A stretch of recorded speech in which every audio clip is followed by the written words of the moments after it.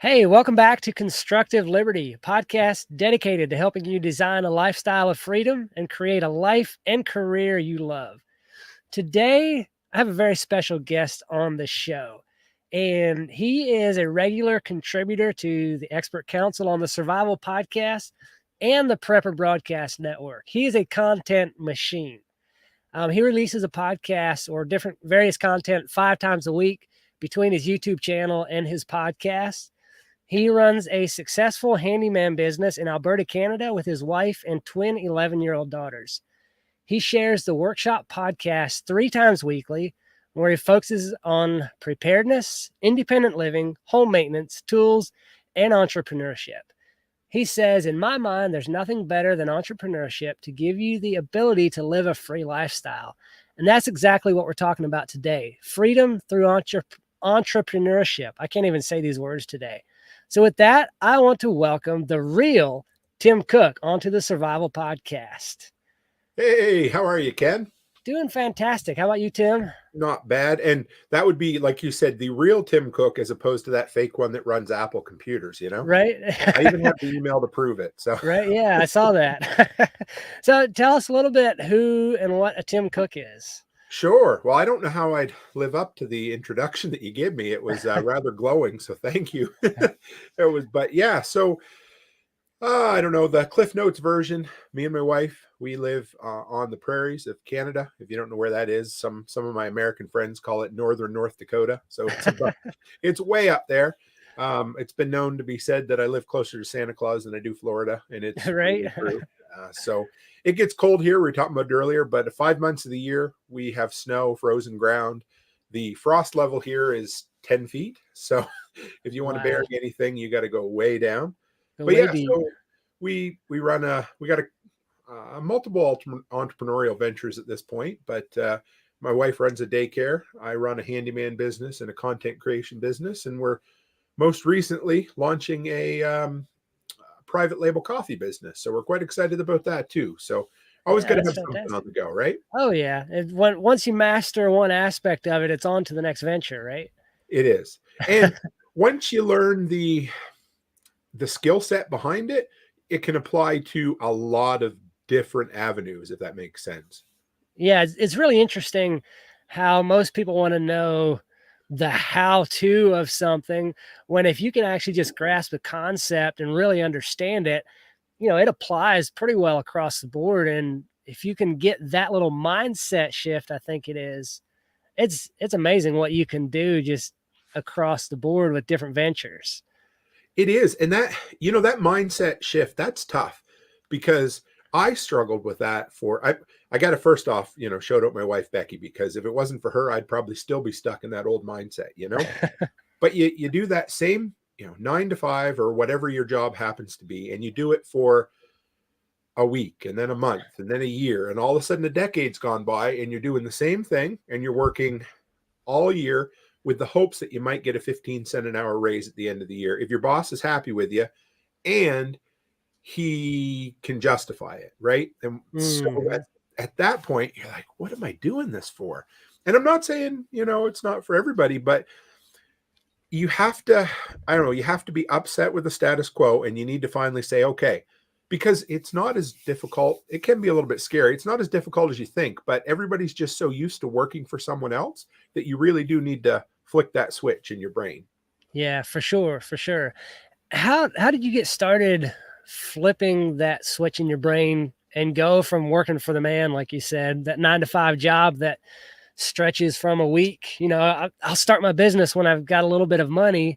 And like you said, 10 years later, you're still working for the man. How did you make that transition from working for the man to starting your own handyman business? Well, it's kind of like being an addict, right? You're addicted to going to work every day. And so I worked at a hardware store for about 7 years. Oh, well, closer to 8. So, better part of a decade anyway. Yeah. And I loved my customers. I loved selling building supplies. I was also addicted to taking on responsibility. And I took on more and more and more. And every time somebody would give me some, I'd say, yes, sir. Can I please have some more? And I would. And for more responsibility with very little increase in pay, whatever, right? Mm-hmm. So I was getting more and more frustrated. And Becky, my wife, she's like, you need to walk away. You need to do something. Anything will be better, or you're going to end up dead, right? And I thought, oh, okay. So I flicked the switch, and I did. I quit without a plan. So don't do that. That's a bad idea. And eventually I did a couple of odd jobs, and I was very happy with it. Discovered I really liked working outdoors. And I said, you know what? I hopped on a plane. I flew with like not much money in my pocket. Let's just put it that way, to Alberta to work in the oil patch. And I Mm-hmm. loved it. And I was still working for somebody else, but there was a lot more independence there.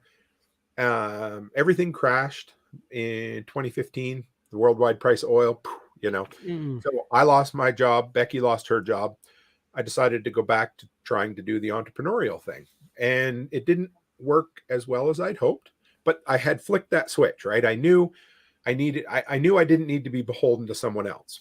And so I tried for a while, couldn't make any money, or didn't make enough money, panicked. And what did I do? I went back to selling building supplies again.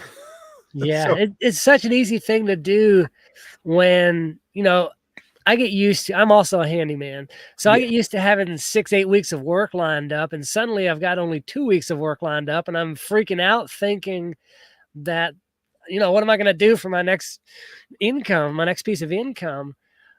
But then after you get used to having 2 weeks of work, it's that mindset thing you talked about earlier. So you mentioned something that I want to go back to, um, or I wanted to go back to it until the question left me. Don't you hate when that happens? You get it going happened. on one little rabbit trail, and it's like I forgot where I wanted to go with that. But in starting that working for yourself, Mhm.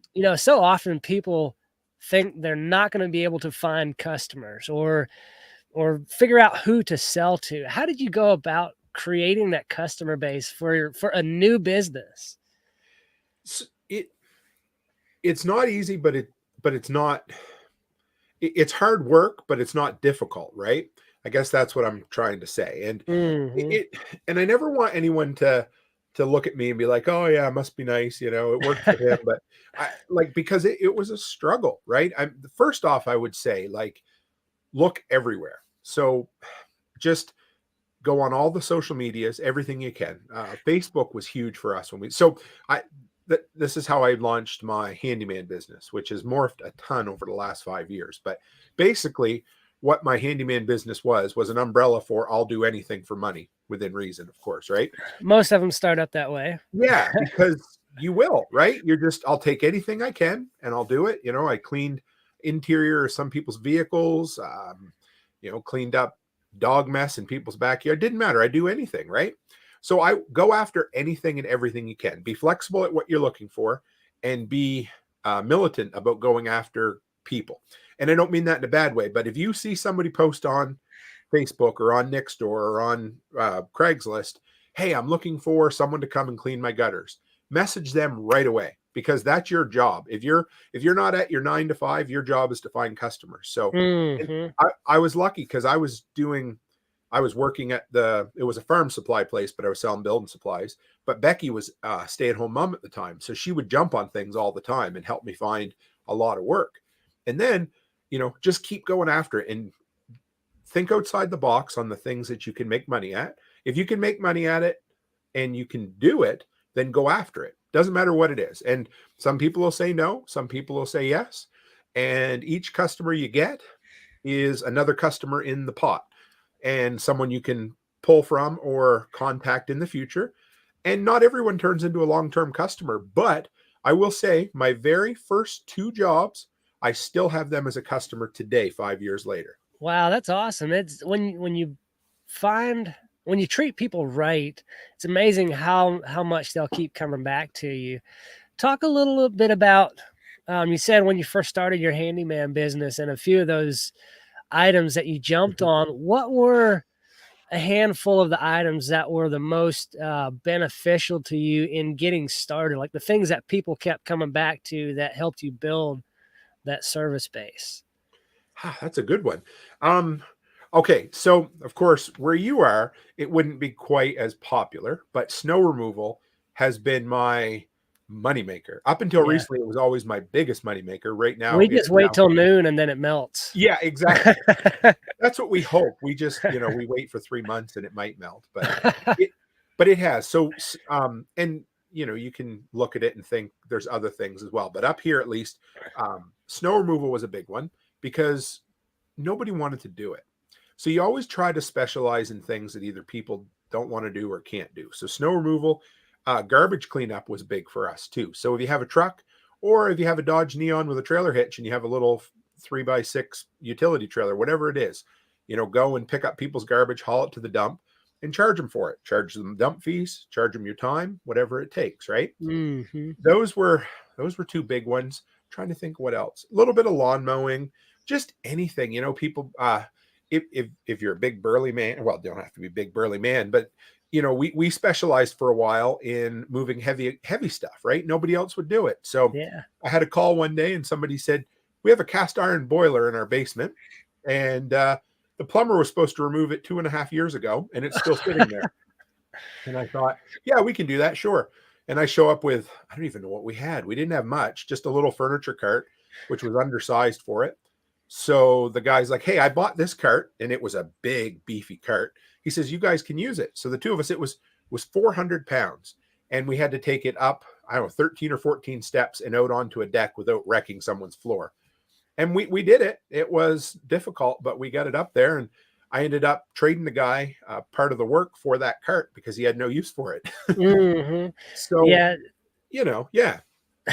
It's interesting how you pick up some of these jobs and it's like, why did I ever do that? Let's maybe shift my focus here a little bit and try to avoid those things. That can be backbreaking labor, but a lot of times that's what it takes to get started.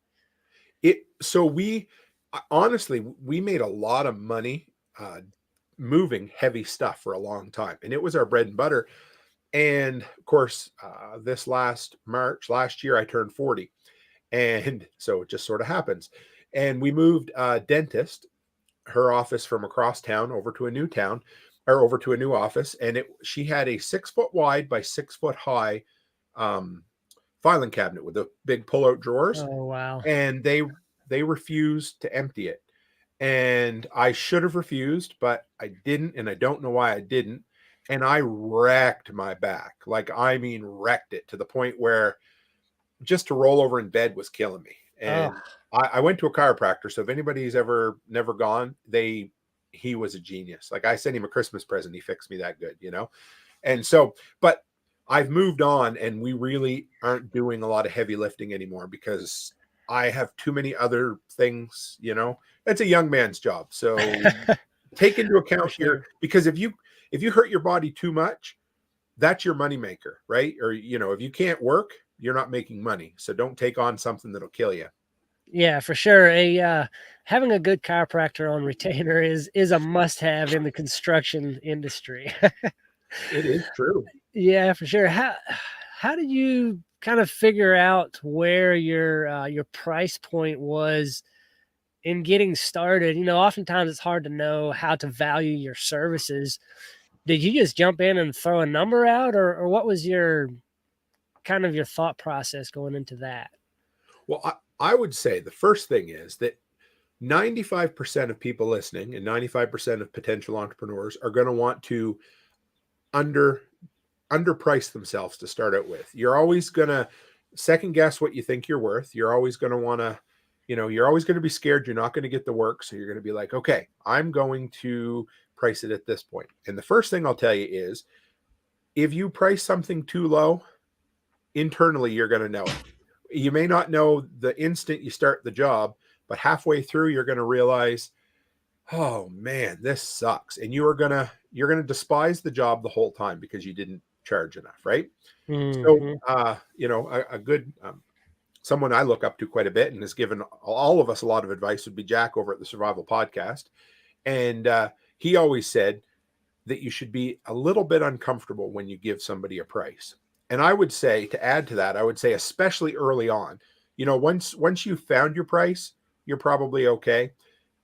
And you get more comfortable with being uncomfortable, so you don't notice it so much. But when you first start out, when you give somebody a price, you should be just a little bit on edge. Like, I don't know if they're going to take it or not. Right. And then I always listen to the market. I let the market kind of dictate the price. So a good rule of thumb for me was, if I'm getting 50% of the jobs that I'm pricing, I'm happy. That means I'm right on that edge. And if a lot of people are saying, whoa, that's not enough, or I mean, that's too much money, I'm not taking it, then I'll lower the price on the next one. Uh, or if I'm getting 100% and everybody's like, oh man, that's a pretty good price. Well, then the price is Right. going up, right? And it Yeah. doesn't happen overnight. It took me a solid year to really, like, I can go to a job now for the most part, and I can look at it, and within 30 seconds, I know how many hours it's going to take me. I can almost, unless something crazy happens, I can almost know exactly how long, at what time in the day I'm going to finish that job, simply because you kind of know. But you don't learn that right away. So you're going to take some suck jobs where you're like, oh man, I wish I'd have priced it better. But just take that as a lesson and be like, okay, I'm going to put my price up next time. And then you'll find your point. Mm-hmm. Amy over in the comments says, Amy from a farmish kind of life. My dad owned a construction company for years and definitely had to get to the point where he had to turn down certain jobs because his body was just too wrecked to do it.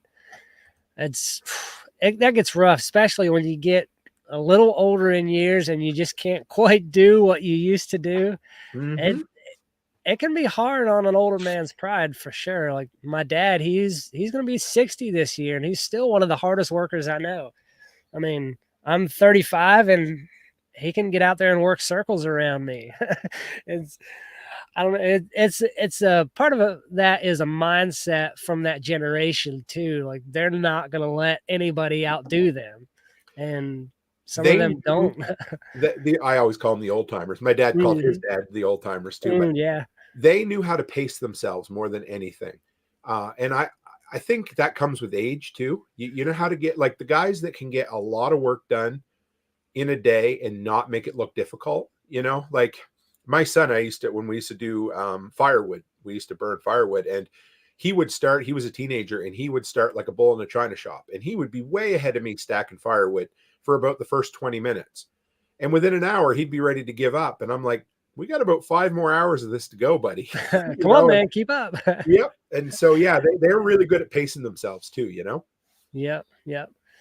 How I was going to ask you another question. I'm really bad at that, going Don't worry off down about a it. rabbit trail.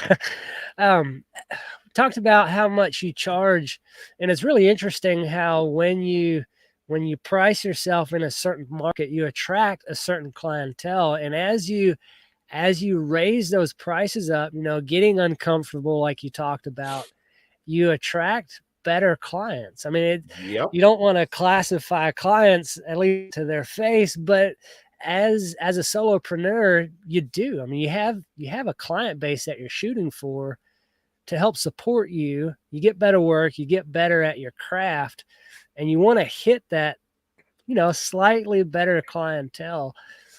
But oftentimes, then that takes you into a different, doing different types of tasks. Hmm. So, with that being said, is what you do?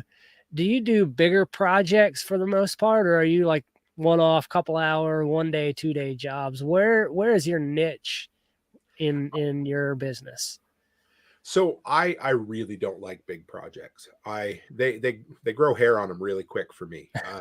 They're just, I like small. I don't like to be honest. Okay, back up a little bit. For the most part, I do like one-off jobs. Something I can do in 3, 4, or 5 hours, and I'm done. Right. Hmm. But one exception to that is empty rentals. I don't mind going in and fixing up an empty house for a month straight. I could do that, all day long. I did that for about 3 to 4 years with all. So I have 11 rentals I look after for a couple, and we renovated a whole bunch of them. And they're just, it's one of the best things in the world to go in there and do that. But for me, and my business has changed completely. Like the odd jobs I basically can't do anymore. I don't, because I'm up at, I just picked up 12 more. So I'm at about 40 total units that I look after for that kind of stuff. And it's been changing. And that's the funny thing about a business is when you start in one place, you don't know where it's going to end up. And I started doing all the little tiny things, and that's okay. And you can keep doing it, but you also want to have some stability in what you make and what you do. Mm-hmm. And this property management between snow, so my snow is, 5-month contract. So I know roughly what I'm going to make for those 5 months of the year.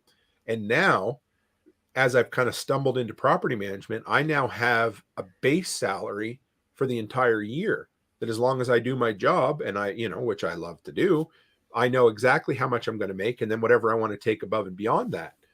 And it still gives me a lot of freedom because property management, you just have to be available. But a lot of times you don't get a call. I mean, there'll be a day I'll get 4 calls in one day, and then there'll be 2 weeks where I don't get a call, which gives me a lot of freedom to work things Yeah, around. for sure, for sure. What is the time commitments that you kind of figure on for the snow removal and the property maintenance? So the crazy thing about snow is it doesn't take as long as you would think, especially up here. Like even on, I have, I think it's 26 this year. I had 26 properties that I did snow for, which for the most part means sidewalks, walkways, and about a third of the properties have their driveways as well. So if I get up in the morning and we get what I call like a Florida sand, it's like just a little dusting of like sand that blew out on, and Mm-hmm. that other years, other than this year, that is the common thing. That's about what we get almost, because once it gets to -40, all you get is kind of like that real fine dust, right? So I wear a backpack blower and I drive around, and less than 2 hours in the morning, I'm done almost every time. On the dumpiest of dumpy days, like if it's coming down like, just gangbusters, takes about 4 hours with a snowblower. And then on the days where it keeps snowing, then it's like another, usually I'll wait until it comes down completely for the houses, but the businesses and schools, I do them 3 or 4 times in a day. So there's days you really work. Wow. And then property management, I once every 2 weeks, I have to drive the 5-hour route to check on all my bank properties, which are like empty repo houses, Mm-hmm. And then the other stuff, it's just kind of hit or miss. Like if I have somebody moving out, then I know it'll be a little more work. Then I plan, like we had a set of bathroom taps that went on a customer or on a renter. So I had to take a day and haul out the wall, put in new taps, put up a new tub surround, and so I kind of scheduled in. But I would say a couple of days, maybe a day a week for property management at the moment. But then sometimes it can go all crazy, right? Yeah, for sure. It tends to ebb and flow like that. Do you? This might be a question you don't want to answer, and, and Okay, just tell no, I me. don't mind. As far as pricing yourself, do you kind of have a set hourly rate that you shoot for, or do you have like a service list that these things cost that for people that may be looking into starting their own little handyman business? How did you go about that? I guess trying to figure out how much you wanted to bring in. Yeah. So remember, the more you make per hour, the less hours you have to work to get your, because everybody has really, when it comes down to it, is you have a yearly number or a monthly number or a weekly number that you want to bring in, right? Mm-hmm. And when I first started this, I'm almost ashamed to admit it, but I was charging $15 an hour. And I Wow. would go and just labor as hard as I could for $15. And that didn't last very long because that's when I went back to working for someone else, right? And then I would say, so first off, don't charge by the hour if you can help it. At least that's been my understanding. You'll make way more money per hour if you charge by the job, and people are happy. The best way I explain it is windows. I do a fair business in cleaning windows, right? So if I went to a customer and I said, I'd like to do your windows, but I charge $100 an hour, they're going to have kittens and they're going to say and leave, right? Yep. And the next thing they're going to do, if they are crazy enough to hire you, or at least in their mind, they're going to watch you and they're going to be sitting there on their watch, watching, making sure you're not taking one break, one phone call. I'm not running to the store to get soap or whatever happens to be, right? But if I tell them I charge $5 a window to do the windows, and I show up and I do 20 windows in an hour, they don't care because I did 20 windows. Because number one, they know how much per window. They know ahead of time how much it's going to cost them. And they also think in their head, if I did these windows myself, it would be a whole afternoon. So I'm not just saving money, I'm saving time. So for me, and this sounds absolutely insane. If you'd asked me 5 years ago, I would have said you're crazy. I try to make $100 an hour at this point. And for the most part, I do. Yeah, that's awesome. That's a great thing to shoot for. And I definitely have found in my own business too. Like you said, when somebody asks, what do you charge an hour? You throw them an astronomical number, they think, but in reality, that's what it takes to get it done. Because if you want to take home your base salary, even at, say you want to take home $30 an hour, you've got your insurance, you've got all kinds of costs on top of that other people don't think about, because they're still in that 9 to 5 mentality that this hourly is what I take home. They don't recognize all the costs that go Oh, into it. I And had, those things add oh, up. sorry. No, you're good. So I like telling this story, but I had, and we talked about customers that you might not want as much. And so when I first started, I had a big push into the elderly. And what I found out is you try to help them, but they're on a limited budget, period. And you just can't, so anyway, I had an elderly guy call me last year and he wanted me to haul a mattress and box spring out of his garage. And I said, okay, it'll be $50. And he just about flipped his lid. How can you? And for starters, my minimum is 75. So to show up and haul anything from a house, it's 75, one item. Mm-hmm. And because anyway, and I thought, oh, he sounds like an old guy. I'll give him a break on the price. Well, that was my first mistake. Anyway, so this was the second time he'd called me. I'd forgotten it was been a couple of years previous.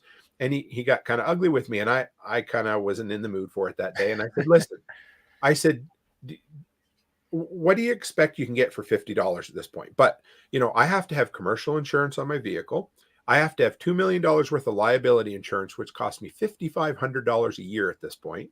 That's a lot of money. And then I normally have to have another man with me for anything large to help me load and unload. And then I have dump fees when I get there. I said, how much of that 50 do you really think I put in my pocket at the end of the day? And anyway, so needless to say, he hasn't called me back. Yeah, that's good when you can price yourself out of that kind of market. So It is. kind of moving on to the main topic of what we wanted to talk about, freedom through entrepreneurship. Yes. How exactly does entrepreneurship help you to live a more free lifestyle? In every way possible, I think. There's so many things, but just one example is with everything that went on for the last 2 years and wherever you fall on any of those topics, having my own business allowed me to make my own personal choices for myself without having to worry about my employment or what my boss might think or any of that kind of stuff. So that was huge. So freedom of choice was great. And that's always the way. Freedom of schedule is awesome because I could choose when I work, where I work, how much I work, for how long I work, within reason. I mean, you can't be an absolute yahoo and expect to keep working, but you get to make your own schedule. And who doesn't want to make their own schedule? I can work. I want to. Yeah. And I can do at 11 o'clock in the morning, I can do an interview with Ken and not worry about it interfering with my business or job. Right. Mm-hmm. And Yeah. then, freedom of money as well. That's, you get to choose how much you charge, how much you make. And if you've made enough for that week, you can call it quits or you can keep going. Right. I mean, it's crazy when you think about it. But when I was working before, I was making $15 an hour, working 40 hours a week. So what do you do that math? What's that? $600 a week, right? Right. At $100 an hour, I only have to work 6 hours in a week to make the same amount of money I was making for somebody else, right? Mm-hmm. So Yeah. it doesn't take long, and you can find. And I'm not saying you're going to do that right away, but it doesn't take. You can work half as hard working for yourself and make twice as much money. Yeah, often you can. Sometimes it works out the opposite way. If you underprice something, or like I do a lot of deck projects, Mm-hmm. and right now with the fluctuation in lumber, I just did a job that the materials for the deck ended up costing me, I think, around $4,000 more between the Ooh. time I priced it and the time I ended up buying the materials. So I'm high enough on the labor side that I'm fine, but it doesn't always work out that way. And I mean, it's a pretty good sized project, so by percentage it wasn't that much, but it can bite you on some of those things. But yeah, I good. There's good and bad aspects to that. Any of those jobs at this point, at one time, I wouldn't give any more than 30 days on them. You know what I mean? But now I don't even know. I don't know if I'd give 2 weeks on it. I know. It would be tough. Yeah, I feel for you, man, because we've never seen markets quite like this. it's crazy. I mean, it doesn't take, just a couple of days. Typically, a hardware store, they would stand behind their quotes for like 30 days. I think right now they might be 2 weeks. At one point, they were 7 days. I think they would stand behind Wow. their quotes. So it gets really tough when your schedule is 6, 8 weeks out, and you tell the customer your quote's only good for 30 days, and they're like, okay, go ahead and do it. Well, then you got to buy the material at some point to keep that quote. So then you're sitting on that for 2 months till you can get to the job. It's sometimes you just want to pull your hair out. I know for some of us that's a little more difficult than others, but we're not going to go into that one. That's Sorry, I okay. had to throw that one in there. No, that's all right. uh, some people think that kind of like with homesteading that it just costs so much money. You get in that mindset that it costs more to do things for yourself, and sometimes it does, depending how you go about it. What do you say to the person who wants to start their own business, go off on their own venture, whether that is doing a handyman thing like you and I do, or starting a computer repair shop, or whatever that might be for them? What do you say to them to get started in that? Yeah. So this takes me back. You and I are both on the fireside freedom, and this exact reminds me that the night we were talking about entrepreneurship, and we had a question or a comment that I can't remember, and I feel so bad for this poor person because I've used this illustration in a bunch of times, but they basically said, I've got a whole bunch of ideas to start businesses, but they're all too expensive. So what I would say is, however many good ideas you have, first off, look at whatever one is the cheapest to start. If you have to, start there, even if it makes you the least amount of money. If you can get started and start bringing in money, you can take that and turn it into something else. But what I would also say is, if you have a bunch of good ideas, but they're all a little bit expensive, come up with another idea that you might not love as much, but that you can do for basically zero investment. Turn that into a business until you've made enough to launch one of those other businesses, Mm. instead of sitting there and saying, I can't because like we did that with us. And I always hate, I don't want to brag about it because, geez, we came from an awful spot for a lot of years, and we built my handyman business using the tools I had on hand, old tools and old garden tools. And I bought things as we went. But my wife wanted to open a daycare. Daycares are expensive. There's just so much involved. And so once we got all seasons maintenance, that's my handyman business, to a point where it was making enough money, we were then able to take the extra money and open up Busy Bees Daycare. And it took a few months. We didn't do it right away, but we were able to take the money from all seasons and keep throwing it into there to the point where it was ready to launch. And now it's making a pretty good income. Yeah, there's so many different avenues of that. And, we talked earlier about mindset, how much of it costs too much to start what I want to do.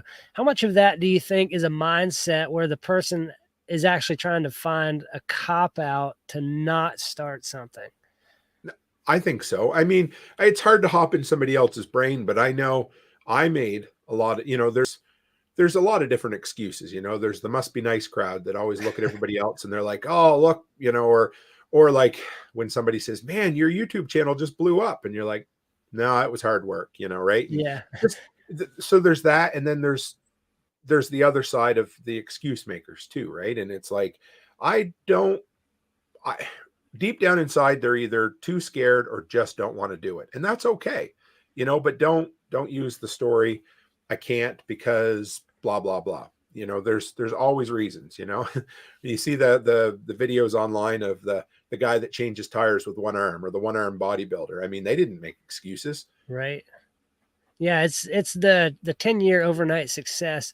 I think a lot of that is too often people look at somebody who's 10 years in, like a Tim Cook, and they say, you know, you're so successful. How'd you do it? I could never do that. And they don't realize all the sweat and tears that went into, you know, working nights and weekends, taking those odd jobs to get to where you're at now, to where you have that freedom, where you have the income that you want. You have those jobs that aren't quite so hard on you.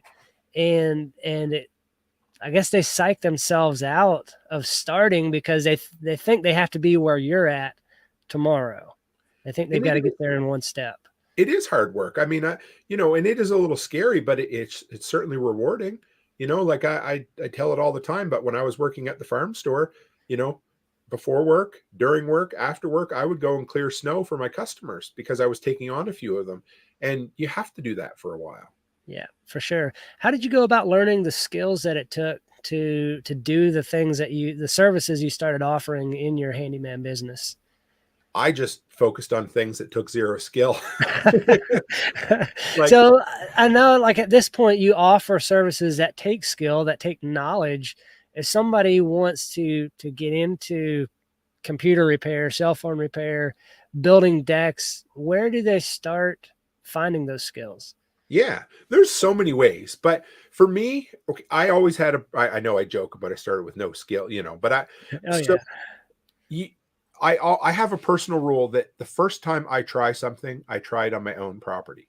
So for like siding, I re-sided my house last summer, and that was the first time I'd ever done it. So I did it for myself. And whether it was shingling or building a fence or a deck, I always do it at home first because number one, Mhm. it saves me money. And number two, I can do it without any pressure. And I've graduated from the University of YouTube on many occasions, and it's really good. I just, you know, if there's something, there's been times I've been up a ladder and I'm like, how do I do this? Pull my phone out. I'm like, okay, that makes sense, right? Yep. And it's all there. Also, find other people. So there's a guy here in town named Sean. He's pretty handy, and his health has gotten kind of bad over the years. And when I first started out, I had never worked with metal roofing or metal siding in my life. I really, everything I've done, I hadn't done at one point, right?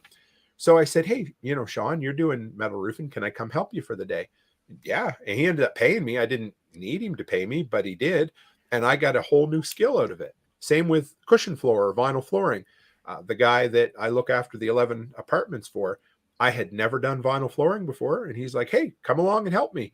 And again, he paid me to be there, but I would have done it for free. And now I've done 5 or 6 of those jobs myself just because I learned from someone else. Yeah. So somebody, now we've taken away the excuse of it's too expensive to start and I don't have the skills to start. What about the person that says, you know, entrepreneurship takes special people? Like I can't do that. Is that true, or is that a fallacy?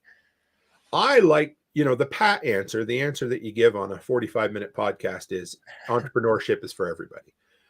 But it may not be for everybody, but I think what's fair to say is it's for almost everyone. You know, there are Mhm. some people who just don't want to do it or don't have the stomach for it. And I'm not gonna everybody find it's like losing weight. Everybody finds a way to make it work, right?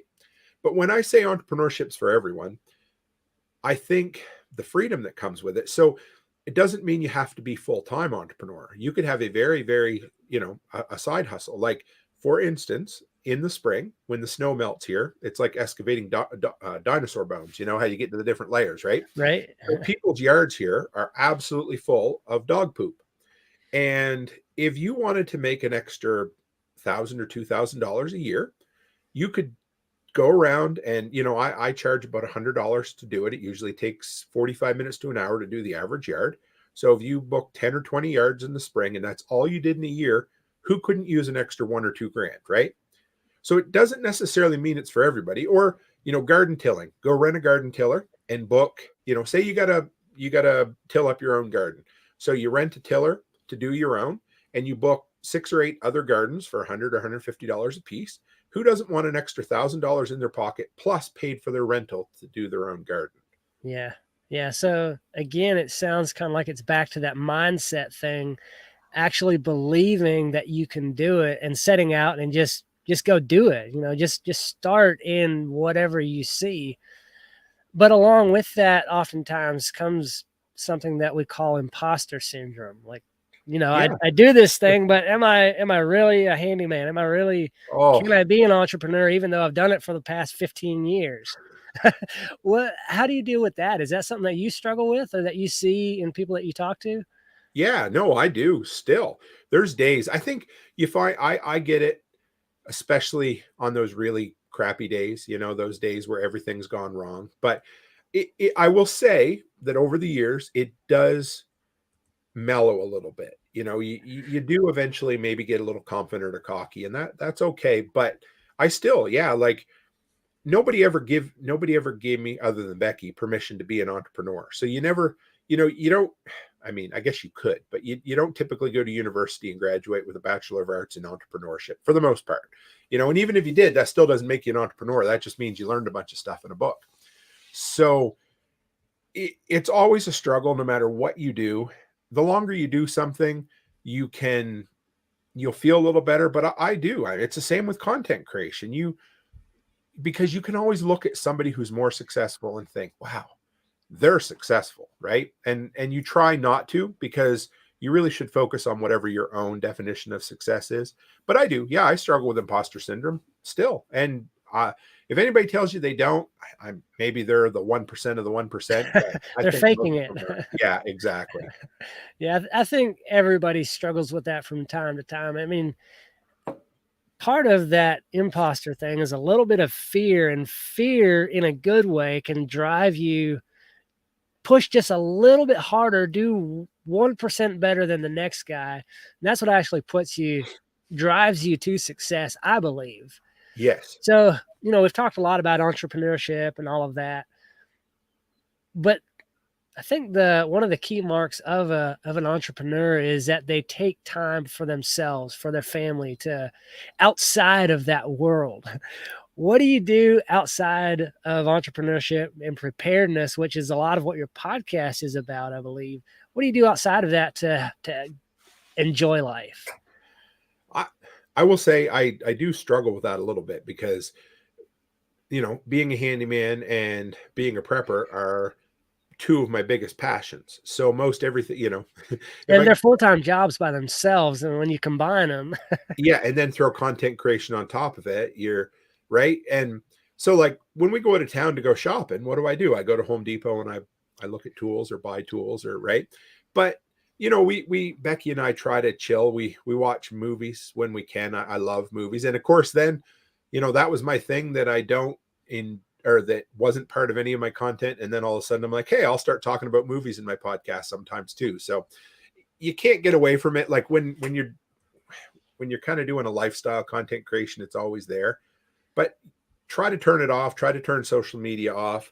I really was into baseball. I love baseball. I'm not a Braves fan. Sorry about that, but I am a Jays fan. I don't know if you can see oh, the there we Jays. go. Yeah. I can never make it work on there. But anyway, but yeah. So I in the evenings in the summer, I always really enjoyed sitting down and watching a game. And then really what we do the most is um just have the family over. Like our best friends are my brother-in-law and sister-in-law with their two nephew or our nephews, their boys, and we have them over and we'll have a barbecue and roast marshmallows and just sit out until it's dark or sit in the hot tub or whatever it happens to be. So you got to do things, and then take your wife for a date once in a while. That's what I like to do. Oh, Becky yeah. and I go out of town and just spend the day and go eat wings and get our grocery shopping done. Yeah, work on those relationships. That's Yeah. a huge thing. Over on Float, Philippine Nomad said, my high school buddy and I practiced a lot on our own house and yards because our parents had tons of projects for us. Later, we moved on to low maintenance landscaping jobs for neighbors who got wind that we had the skills and equipment. And it's so true how it works. You do one thing for one person, and it's kind of got that snowball effect. And more people hear about it. They're like, hey, I heard you can do whatever Mm-hmm. X. Can you do that for me? And it builds. Pretty soon you've got a full-fledged business. I think that's where it starts there.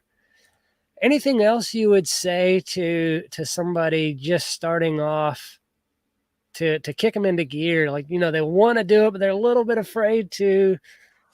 What's something you would say to them to just go get started?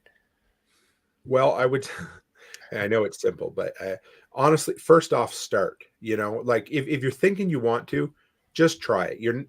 Worst case scenario, you're going to invest some time and you're going to get to the end. You're like, I don't like this. And you can always go back to what you're doing. But you absolutely, the best side of it could be that you turn your business or your venture into something that's self-supporting and makes you self-sufficient. And you'll never realize how good it is until you get out of it for a while and get into doing what you want to do. And there is just, Mm-hmm. you find your purpose and your passion in life. You find that independence and your freedom.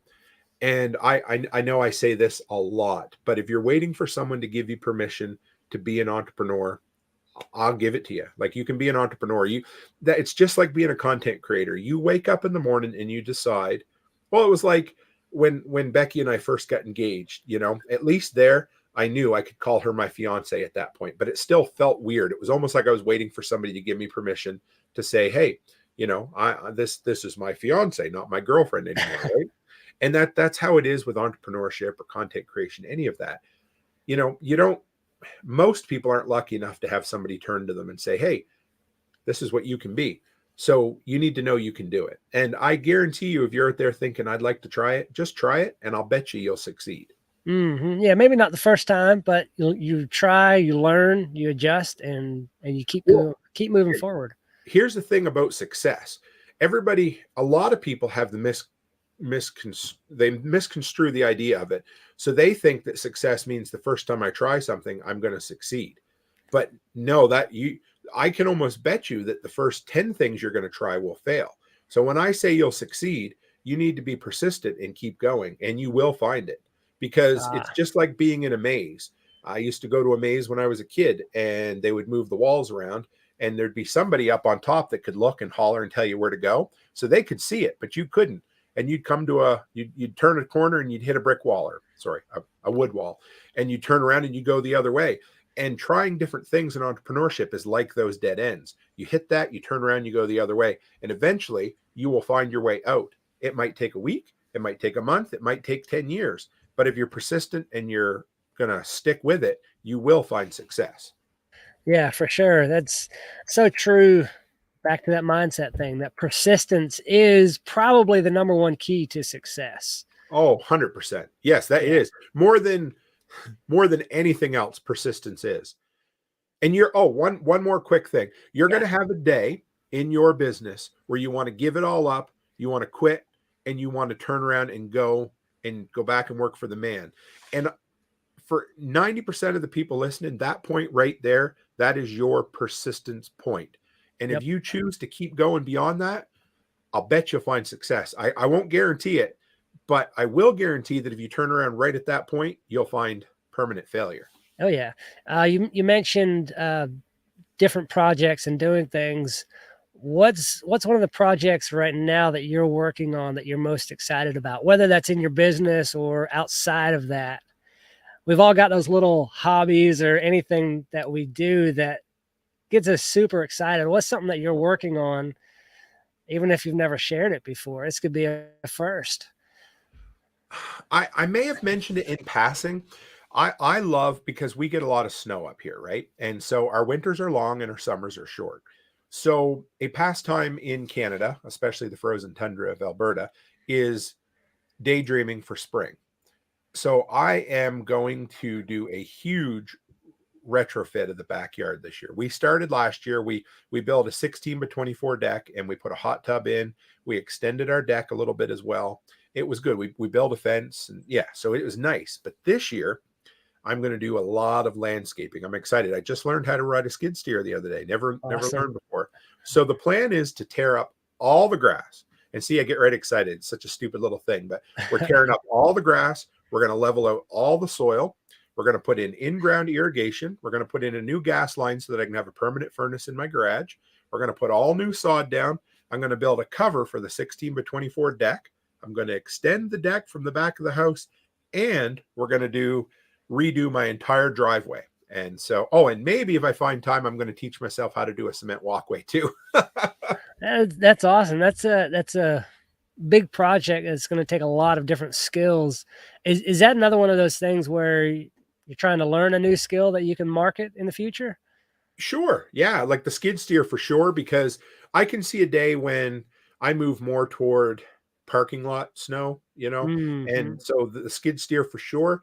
And I just, at this point in my life, most skills I learn are simply because I want to learn them. They're Yeah. a challenge, right? Whether the siding, I don't ever plan on siding people's houses for a living, but if somebody needed me to do a shed, I could do it.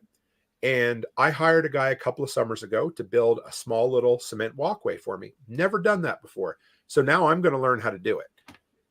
I mean, I could pay somebody to do it, sure, but I want to know how to do it because I like to be self sufficient. And that's how my brain works. I always need to be learning something new.